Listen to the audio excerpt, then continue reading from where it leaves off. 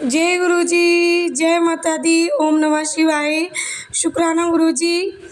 आज गुरु जी की आशीर्वाद से और माता रानी की असीम अनुकंपा, उनकी कृपा से आज माता रानी के पूर्णागिरि धाम दर्शन की यात्रा विलय हुई और यहाँ से हमारी यात्रा प्रारंभ हुई। हम आए पूर्णागिरि धाम टनकपुर, वहाँ से टुन्नास के लिए हमने गाड़ी पकड़ी और वहाँ से जो पहला खोला है टुन्नास, वहाँ पर हम सभी लोग आए। फिर वहाँ से कुछ दूर तक पैदल चले, फिर हमें एक दूसरी गाड़ी मिल गई, जबकि टाइम नहीं बचा था गाड़ी का। हम लोग तो सोच रहे थे कि शायद अब पैदल जाना पड़ेगा, क्योंकि मना कर दिया था। वो लोग कह रहे थे कि अब आगे गाड़ी नहीं जा रही है, इस टाइम से 8 बजे के बाद गाड़ियाँ नहीं जाती हैं, और हम लोग 8 बजे के बाद पहुँचे थे। लेकिन गुरु जी की असीम कृपा रही और माता रानी की कृपा से कुछ दूर चलने पर ही हमें एक गाड़ी मिली, और केवल लास्ट गाड़ी, भाई जो बीच में लगाए हुए खड़े थे, बोले कि क्या आप लोग जाओगे गाड़ी से? हम लोगों ने तुरंत कहा कि हाँ।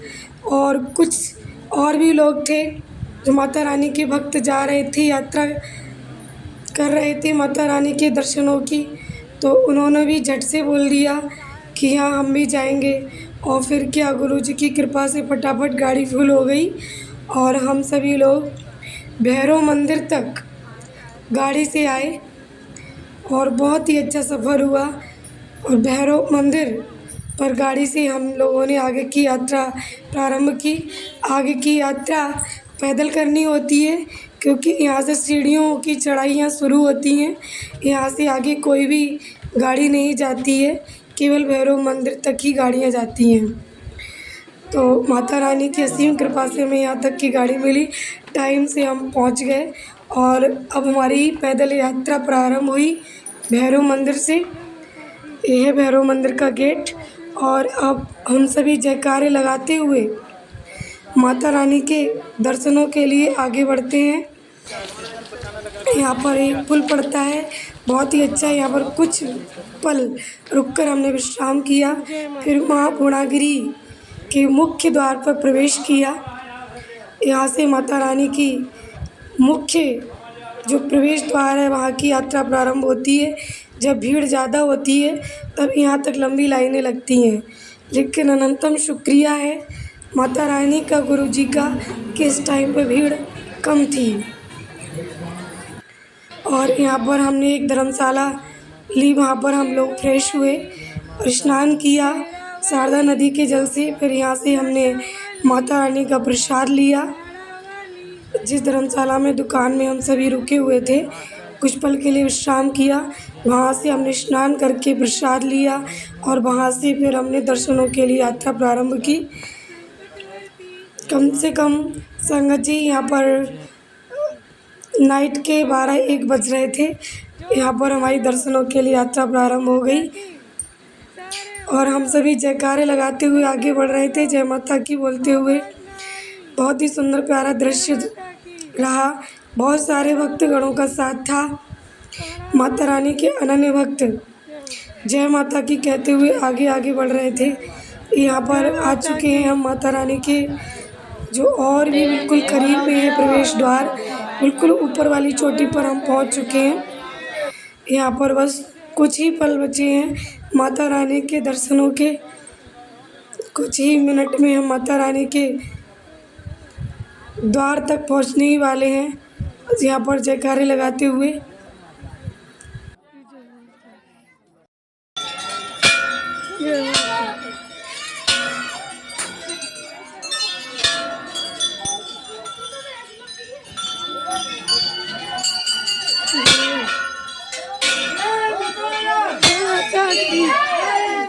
जय माता की,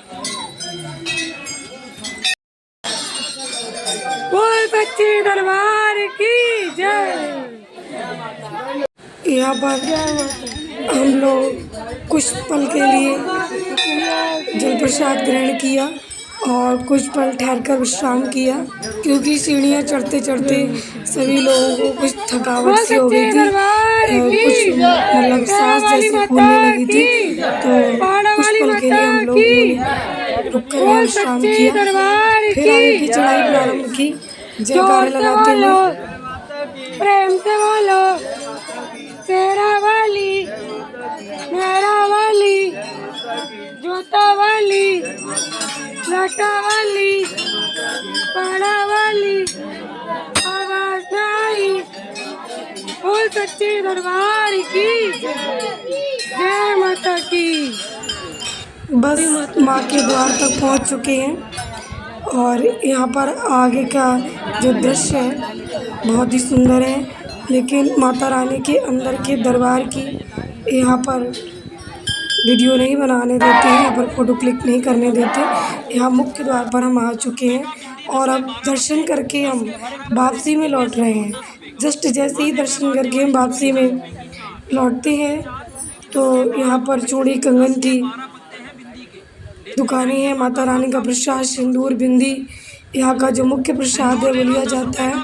यहाँ से हम सभी लोगों ने प्रसाद लिया माता का।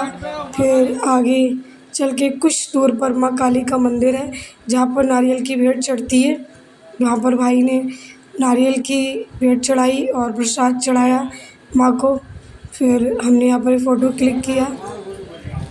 फिर माता रानी की दरबार से वापसी में बहुत सारे माता रानी के दरबार के बहुत ही सुंदर सुंदर दृश्य हैं। वहाँ पर हमने बैठ कर के माता रानी के चरणों में बहुत आनंद लिया। माता रानी की असीम कृपा से ऐसा लग रहा था जैसे हम स्वर्ग में आ गए हैं और इतना सुंदर लग रहा था कि अब जैसे कि मन खो बिल्कुल रम गया था उसमें। ऐसा लग रहा था कि अब बस यहाँ से जाने का मन ही नहीं कर रहा है, बस माँ के चरणों में बैठे ही रहो। बहुत ही सुंदर सुंदर यहाँ पर जो माता रानी के मंदिर का प्रसाद है, चूड़ी कंगन सिंदूर बिंदी और लॉकेट स्वरूप, यहाँ पर सभी भक्तगण ब्लेसिंग्स के रूप में माता रानी का प्रसाद अपने अपने घर लेकर जाते हैं और अन्य सभी लोगों के लिए घर पर जा कर के वितरित करते हैं। यहाँ के प्रसाद की बहुत ही महिमा है कि यहाँ से जो कुछ भी लेकर हम जाते हैं उसमें से बांटना अनिवार्य होता है कि जो भी चीज़ हम बांटते हैं माता रानी उससे अधिक प्रसन्न होती है। फिर यहाँ पर महादेव माता रानी का एक साथ मंदिर था, वहाँ पर मैंने बैठ कर महादेव के साथ फ़ोटो क्लिक किया उनकी गोद में मैं बैठ के, मुझे बहुत अच्छा लगता है महादेव के साथ। फिर यहाँ पर विघ्नहर्ता श्री गणेश जी के साथ मम्मी और भाई ने चरण स्पर्श किए, आशीर्वाद लिया। उसके बाद हम लोग आगे की उतराई करने लगे। वहाँ पर पुल पड़ा, वहाँ पर कुछ मिनट बैठ के मम्मी ने मंत्र जाप किया। वहाँ पर बहुत ही प्यारा सुंदर दृश्य लग रहा है और टाइम हो रहा है करीब 3:30 बजे का। संगत जी और बहुत ही सुंदर दृश्य है, बहुत ही पावन। यहाँ पर फिर हम लोगों ने आगे की यात्रा प्रारंभ की नीचे उतरने की। वहाँ पर कुछ दूर पर बैठकर हम लोग विश्राम करते हुए वापसी में आने लगे और बहुत ही सुंदर दृश्य रहा क्योंकि सुबह का समय था, 4 बजे का अमृत वेले का टाइम। और इस टाइम पर जब हम सभी लोग माता रानी के जयकारे बोलते हुए गुणगान करते हुए नीचे की ओर उतर रहे थे और मनोरम सुंदर दृश्य माता रानी के नज़ारे, सुंदर पहाड़ों के और नीचे की जो गहराइयाँ थीं वो सब देखते हुए इतना सुंदर लग रहा था कि जैसे बिल्कुल हम भगवान की गोद में हों। और सभी भक्तगणों के साथ और भी ये दृश्य मनोरम हो जाता है जहाँ पर भक्तगण एक दूसरे के साथ चलते हैं जयकारे लगाते हुए। भक्तगणों के साथ बहुत ही प्यारा आनंद आया और ये सुबह के समय में इतनी सुंदर सुंदर मधुर हवा चल रही थी सुगंधित कि मीठी मीठी हवाओं के साथ बहुत ही सुंदर आनंद माता रानी गुरु जी की कृपा से दर्शनों में हुआ। जय माता दी, शुक्राना गुरु जी का। जय गुरु जी।